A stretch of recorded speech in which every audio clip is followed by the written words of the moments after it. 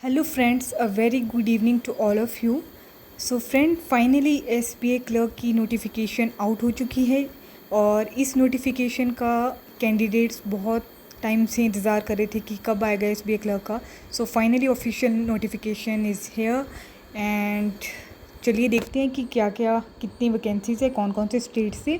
और फ्रेंड्स, इसमें ऐसा होता है कि आप अदर स्टेट से अगर अप्लाई करना चाहते हैं, पहले कट ऑफ का ट्रेंड देख लीजिएगा 3-4 साल पहले का, ठीक है।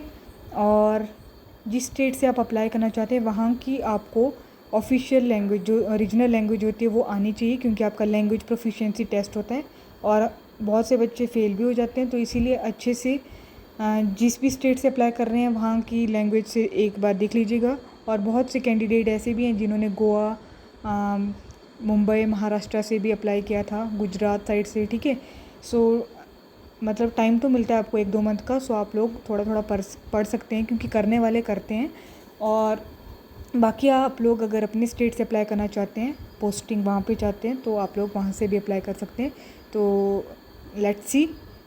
पहला है यहाँ पे अहमदाबाद सर्कल, स्टेट है गुजरात, ऑफिशियल लैंग्वेज है यहाँ की गुजराती, आपको आनी चाहिए, ठीक है। यहाँ पे मैं आपको जनरल और टोटल वैकेंसी बता दूँगी, ठीक है, कितनी कितनी है। बाकी आप लोग देख लीजिएगा। यहाँ पे देखिए, एससी की 25 है, एसटी की 53, ओबीसी की 95, ईडब्ल्यूएस की 35, जनरल की 145, टोटल 353 वैकेंसीज़ है। और दमन एंड दीव में गुजराती में टोटल वैकेंसी 4 है। बेंगलोर स्टेट में, बेंगलोर जो स्टेट कर्नाटका है, वहाँ पे टोटल 316 वैकेंसी है, जिसमें जनरल की 127। भोपाल मध्य प्रदेश में ऑफिशियल लैंग्वेज यहाँ की हिंदी है और 389 वैकेंसीज़ हैं और 157 जनरल की और ईडब्ल्यूएस की 38 है, ठीक है। बाकी छत्तीसगढ़ में भी हिंदी है ऑफिशियल लैंग्वेज, सो यहाँ से भी आप लोग अप्लाई कर सकते हैं। यहाँ पे 92 वैकेंसीज़ है टोटल, जिसमें जनरल की 37 है, ठीक है। बंगाल, वेस्ट बंगाल, बंगाली और नेपाली यहाँ की ऑफिशियल लैंग्वेज है। 340 वैकेंसीज़ है, जिसमें जनरल की 136 है। अंडमान एंड निकोबार आइलैंड में हिंदी और इंग्लिश लैंग्वेज, टोटल वैकेंसी 10 है। सिक्किम में नेपाली और English, total vacancy 26। Bhubaneswar Orissa में उड़िया आपको आनी चाहिए और 170 वैकेंसीज़ हैं। जम्मू एंड कश्मीर में उर्दू या फिर हिंदी आनी चाहिए, सो टोटल वैकेंसी 35, जिसमें जनरल की 16 है। हरियाणा हिंदी और पंजाबी में बहुत कम वैकेंसी है, ये हरियाणा स्टेट में 5 वैकेंसीज़ है टोटल, जिसमें जनरल की 3 है, ठीक है। बाकी चंडीगढ़ मतलब सर्कल में है ये। और हिमाचल प्रदेश में ऑफिशियल लैंग्वेज हिंदी है, टोटल वैकेंसी 55, जिसमें जनरल की 23 और ईडब्ल्यूएस की 5 है, ठीक है। बाकी पंजाब, पंजाबी और हिंदी लैंग्वेज आनी चाहिए, 130 वैकेंसीज़ है टोटल, 52 है इसमें जनरल की, ठीक है। चेन्नई तमिलनाडु में 355 वैकेंसीज़ टोटल, दिल्ली में 32 वैकेंसीज़ हैं और उत्तराखंड में 120 वैकेंसीज़ हैं, यहाँ पे भी हिंदी लैंग्वेज चाहिए और 66 है जनरल की। हैदराबाद तेलंगाना में तेलुगु या फिर उर्दू लैंग्वेज आपको आनी चाहिए, 225 वैकेंसीज़ हैं। जयपुर राजस्थान में हिंदी ऑफिशियल लैंग्वेज है, यहाँ पे 284 वैकेंसीज़ है और 114 जनरल की है। केरला में मलयालम आपको आनी चाहिए, 270 वैकेंसीज़ है, जिसमें 140 जनरल की है। लखनऊ और दिल्ली यूपी स्टेट है, हिंदी या फिर उर्दू आनी चाहिए, टोटल 631 वैकेंसीज़ हैं और 258 जनरल की है। महाराष्ट्र, मुंबई महाराष्ट्र में मराठी आपको आनी चाहिए, 747 वैकेंसीज़ है, अच्छी वैकेंसीज़ हैं, 330 जनरल की है इसमें। और महाराष्ट्र गोवा कोंकणी लैंग्वेज आपको आनी चाहिए, 50 टोटल सीट्स हैं और 29 इसमें जनरल की हैं। असम में असमीज़ लैंग्वेज या फिर बंगाली या फिर बोडो आनी चाहिए, 258 वैकेंसीज़। अरुणाचल प्रदेश में English official language 15 vacancies. North eastern में मणिपुर में आपको मणिपुरी या फिर इंग्लिश लैंग्वेज आनी चाहिए, 28 वैकेंसी। मेघालय में इंग्लिश या फिर गारो या फिर खासी लैंग्वेज आनी चाहिए, 23 वैकेंसीज़। मिज़ोरम में मिज़ो लैंग्वेज 10 वैकेंसीज़। नागालैंड में इंग्लिश चलती है और 15 वैकेंसीज़ हैं यहाँ पे। त्रिपुरा में बंगाली या फिर कोकबोरोक और 10 वैकेंसी। तो टोटल आप देख सकते हैं कि 5008 वैकेंसीज आई हैं, जिसमें कि जनरल की है 2143, ईडब्ल्यूएस की 490 है। वैसे अगर ईडब्ल्यूएस को अगर छोड़ देते तो तकरीबन मतलब 2500 तो आपकी जनरल की हो जाती, ठीक है। क्योंकि ईडब्ल्यूएस में इतना कोई फ़र्क नहीं पड़ता, 1-2 मार्क्स का ही फ़र्क पड़ता है as compare to SC ST and OBC की भी कई बार बराबरी चल जाती है, ठीक है। सो चलिए पर यहाँ पे देख लेते हैं बाकी क्या है।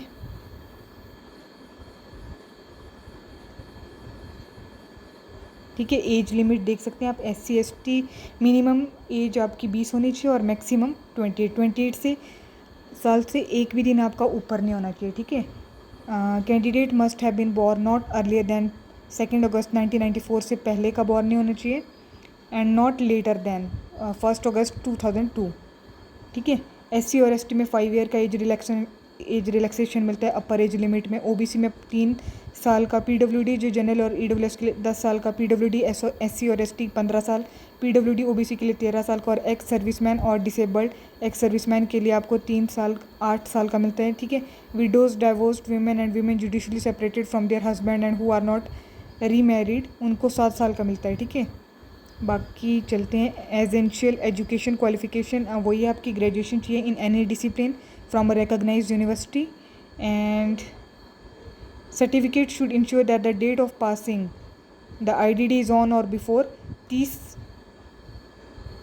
नवंबर 2022 से ऑन या फिर इससे पहले की होनी चाहिए। ठीक है। Those who are in the final year or semester of their graduation में also apply provisionally subject to the condition that if provisionally selected they will have to produce proof of having pass the graduation exam on or before 30 November 2022।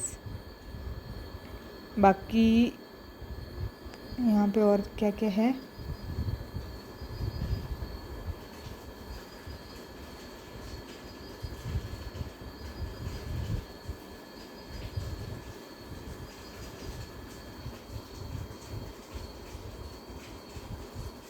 Selection procedure देख लेते हैं। Phase 1 में preliminary examination है जिसमें 100 marks का पूरा test होगा आपका, कंप्यूटर बेस्ड टेस्ट। ठीक है। इंग्लिश में आपको 30 क्वेश्चन 30 मार्क्स के आएंगे, रीजनिंग में 35 क्वेश्चन 35 मार्क्स, और न्यूमेरिकल एबिलिटी जो कि क्वांट होता है आपका 35 क्वेश्चन 35 मार्क्स। और इसमें टाइम आपको अलॉट किया गया है सेक्शन वाइज 20 मिनट्स का 1 आवर का, and each test will have a separate timing as mentioned above. There will be negative marking होंगी for wrong answer, 1/4 of marks deduct होंगे। ठीक है। No minimum qualifying marks are prescribe. ठीक है। ये मैंने आपको पहले बता दिया था कि यहाँ पे सेक्शनल कट ऑफ नहीं होती, ओवरऑल आपका स्कोर देखा जाएगा और आपकी स्टेट में कितनी कट ऑफ गई उस अकॉर्डिंग। ठीक है। बाकी फ़ेज़ 2 में आपके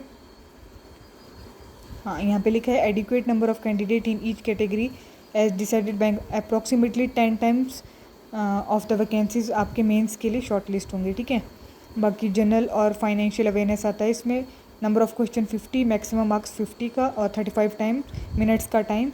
जनरल इंग्लिश में 40 question 40 marks 35 minute time, quant में 50 question 50 marks 45 minute time, reasoning and computer aptitude में 50 क्वेश्चन 60 मार्क्स का होता है, ये 45 मिनट का टाइम, और टोटल आपको 190 क्वेश्चन है 200 मार्क्स का होता है और 2 आवर 40 मिनट्स दिए जाएंगे। Each test will have a separate timing as mentioned above, और नेगेटिव मार्किंग तो है ही। ठीक है। बाकी ये मीडियम ऑफ इंग्लिश आप लोग देख सकते हैं अपने स्टेट के अकॉर्डिंग।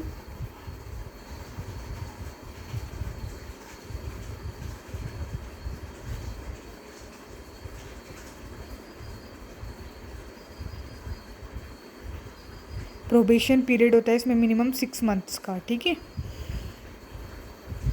बाकी आप यहाँ पे पे स्केल देख सकते हैं, ₹17,900 से 1,000/3, मतलब 17,900 से 20,900। ठीक है। बाकी ये देख लीजिएगा मतलब स्टार्टिंग जो बेसिक पे होती है ना वो 19,900 होती है, and 17,900 plus 2 advance increment admission to the graduate. ठीक है। बाकी देखो फीस देख लो आप, SC ST PWD और ESM एंड DESM के लिए नील है, बिल्कुल ज़ीरो। सो वाह भाई वाह, उनके लिए तो काफ़ी अच्छा है, आप लोग अप्लाई कर सकते हैं। और जितने भी SC ST और PWD वगैरह हैं, और जनरल OBC और EWS के लिए 750 रुपीज़ चार्जेस हैं। ओके। बाकी आपको आइडेंटिटी प्रूफ वगैरह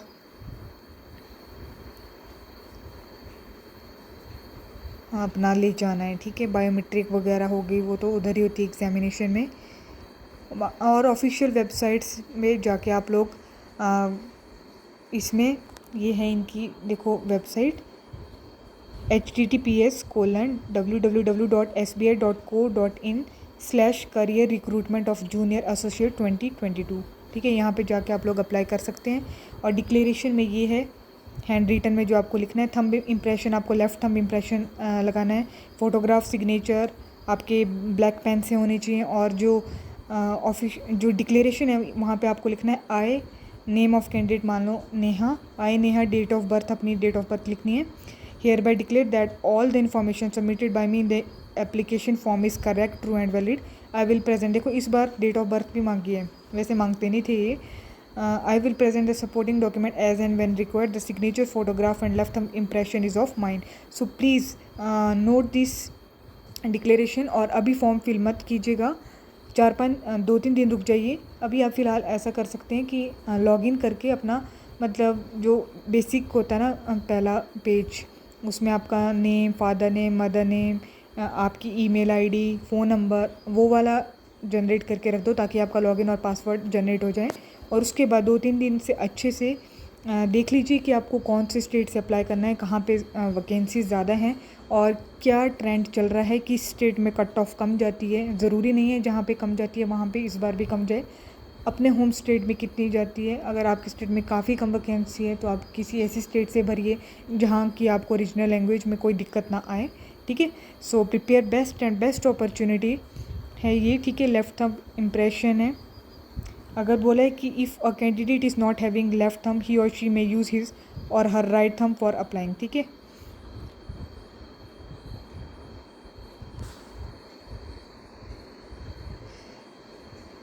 ये हैं आपके एग्ज़ाम सेंटर। ओह अच्छा, इस बार इन्होंने ऐसा किया है कि जहाँ पे आप भरेंगे वहीं से आप लोग वहीं पे जाना पड़ेगा। अच्छा एग्ज़ाम सेंटर, ओके ओके, तब तो दिक्कत है। जैसे गोवा से भरेंगे आप तो पणजी और मैडगांव में आपका एग्ज़ाम सेंटर। हिमाचल प्रदेश में बिलासपुर है। इस बार हिमाचल प्रदेश में मैं देख रही हूँ कि एग्ज़ाम सेंटर जो है आपका ये टेंटेटिव लिस्ट है सेंटर की, प्री और मेंस के लिए। ऐसा भी है कि चेंज भी हो सकती है, ठीक है।